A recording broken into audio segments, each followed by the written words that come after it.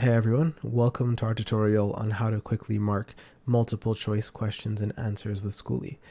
As you know, here at Scooli, we build tools to help teachers automate their administrative workloads, and today we are going to head into the marking section, the multiple choice section, and we're going to start marking our multiple choice quiz that I'm going to call the Physics Intro Homework Quiz. I'm just going to quickly add a course code, so SPH for you, Physics Grade 12 here in Ontario, and I am going to show you what some of my students' answers would have looked like if this was a real quiz.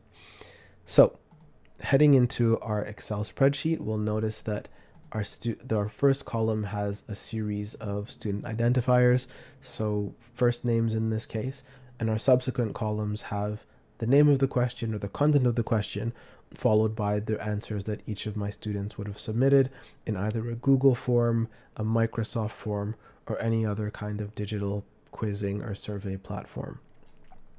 Once things look like this, I'm going to head back over into our app, and I'm going to upload the Excel file that contains these answers, and from there we're going to be greeted with a few key decisions.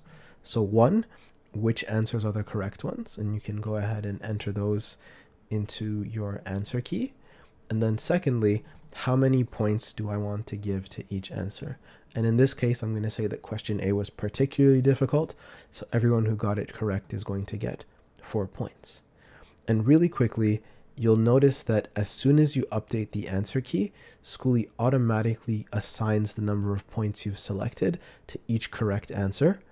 And you'll notice that you get a quick overview at the bottom of each column with a question telling you how many students got each question correct and how many students didn't get each question correct.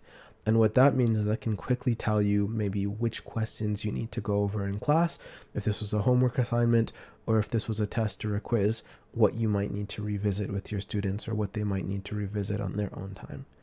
And you'll notice that as I decide to update the answer key, changing things around, that the points distribution changes and you quickly get updates to see how your students are doing. I'm going to switch this back over to A for the sake of simplicity. And then last but not least, let's say I'm content. All of my marks have been properly calculated, tabulated. I'm ready to move on with my life. What you can do next is you can download a report that you open up.